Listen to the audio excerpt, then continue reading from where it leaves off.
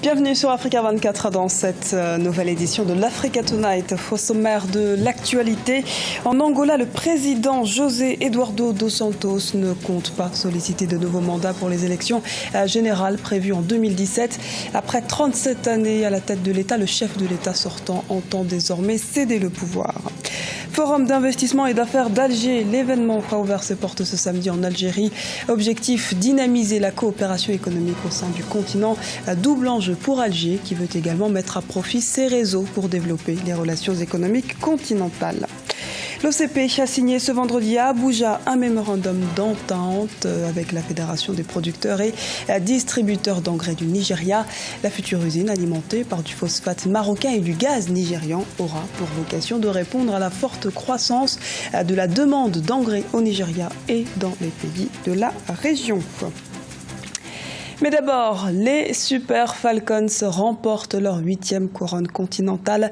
La 10e édition de la CAN féminine opposait ce samedi le Cameroun au Nigeria au stade Omnisport Amadou Ahidjo de Yaoundé.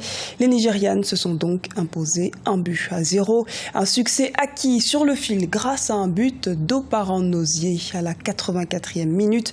Et comme en 2014, le Cameroun s'est incliné en finale de la CAN féminine 2016 pour la 4e fois face au Nigeria. Les Super Falcons s'adjugent la 10e CAN de leur histoire, confirmant leur statut d'ogre du football féminin sur le continent. En Angola, le président José Eduardo dos Santos, au pouvoir depuis 37 ans, ne sera pas candidat à un nouveau mandat lors des élections générales de 2017. Le chef de l'État devra céder sa place à l'actuel ministre de la Défense, João Lourenço, qui devrait prochainement prendre la tête du parti au pouvoir, le MPLA. Les précisions de Zahra Mohamed Moutiou. Le président José Eduardo dos Santos ne sera pas candidat en 2017. Vendredi 2 décembre, João Pinto, un membre du comité central du mouvement populaire pour la libération de l'Angola, a fini par lever le voile sur la succession à la tête du pays. Au pouvoir depuis 37 ans, le président José Eduardo dos Santos n'entend pas briguer un nouveau mandat. Une annonce à la surprise générale. Puisque ça fait maintenant plus d'une année qu'il avait annoncé ce départ-là, il disait qu'en 2018, il allait quitter le pouvoir, mais la confirmation, bien évidemment, à ce moment précis de cette année, est une véritable surprise en effet. Mais ce qu'il faut retenir, c'est qu'aujourd'hui, ce n'est pas tant son départ qui est le problème, c'est surtout l'après Santos qui va poser problème. S'il s'en va, et sans pour autant laisser de garantie sur la stabilité du pays, sur comment les choses vont se passer après lui, il est clair qu'il y a de fortes chances qu'il y ait une implosion dans ce pays-là. En 2013, le chef de l'État, José Eduardo dos Santos, avait confié à une télévision brésilienne sa lassitude du pouvoir, en qualifiant son règne de trop long. Et depuis plusieurs semaines, les débats et les inquiétudes sur l'état de santé du président, âgé de 74 ans, étaient au cœur de l'actualité du pays. Depuis 2 ans maintenant, que ce soit la presse angolaise ou même la presse internationale, spécule justement sur l'état de santé du président Santos. Mais cela ne l'a pas amené à démissionner. Il n'y a aujourd'hui aucun indicateur qui puisse dire que véritablement c'est son état de santé qui serait à la base de cette annonce-là. On ne peut pas avoir autant de faits dans la vie d'un homme comme Dos Santos et dire également qu'il partirait comme ça, laissant cette institution, laissant le pays, sans pour autant être sûr, sans pour autant avoir les garanties de continuer à creuser dans les décisions majeures qui seront prises dans son pays. Donc clairement, c'est une stratégie politique. Un président de plus en plus décrié. José Eduardo dos Santos est omniprésent dans tous les secteurs du pays. Il est à la fois chef du parti au pouvoir, dirigeant du gouvernement, commandant de l'armée et de la police. Il intervient également dans la nomination des juges, qui, pour lui succéder, la campagne du MPLA pour les élections de 2017 est officiellement lancée. Le nom de João Lourenço, vice-président du MPLA, devrait officiellement être dévoilé le 10 décembre lors du 60e anniversaire du parti. En Gambie, une nouvelle page de l'histoire politique vient de s'écrire. Le nouveau président élu, Adama Barrow, devra relever le défi de redresser l'économie déficiente du pays.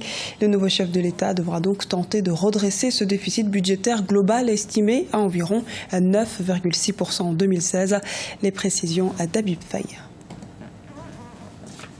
Les électeurs gambiens célèbrent leur victoire dans les rues de Banjul et même à l'intérieur du pays, c'est la satisfaction quant à ce qui se dessine sur le plan politique et économique. L'opposant Adama Barrow a remporté la présidentielle du 1er décembre et dans le même temps, le président Yaya Jammeh a reconnu sa défaite. Les citoyens, notamment les jeunes, sont fiers de cette alternance politique, une alternance qu'ils veulent pacifique.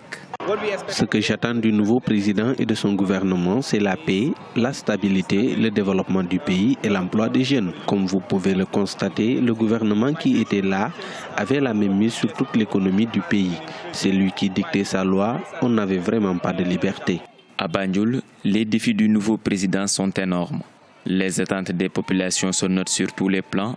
Mais le plus important et urgent selon de nombreux électeurs, c'est bien l'application d'une des promesses de campagne du vainqueur de l'élection, la formation d'un gouvernement d'union nationale. Je crois que la transition se fera dans la paix car les deux hommes vont honorer leurs engagements. Je craignais que le président Yaya Jammeh refuse d'accepter sa défaite. Mais c'est fait, il a accepté. Je tiens également à le féliciter pour ce geste courageux. Il a surpris tout un peuple en reconnaissant son revers. Cela montre qu'il est un grand homme et il est un démocrate.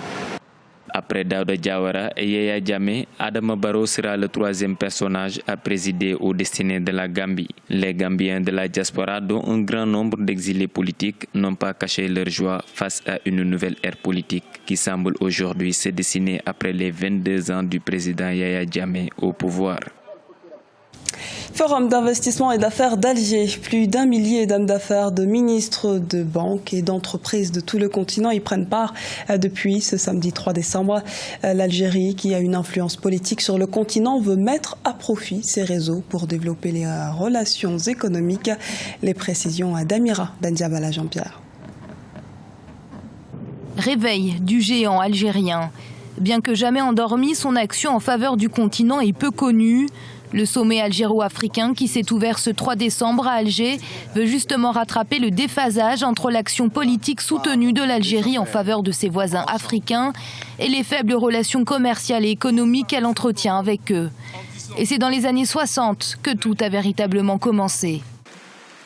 Dans les années 60, l'Algérie a joué un rôle majeur, pour ne pas dire le rôle le plus majeur de tous les pays du continent pour les indépendances africaines. L'Algérie a connu une situation difficile, on en a discuté entre nous. Mais où, nous, Africains, étions-nous? Mais quand l'Algérie a connu cette situation difficile, nous n'étions pas là.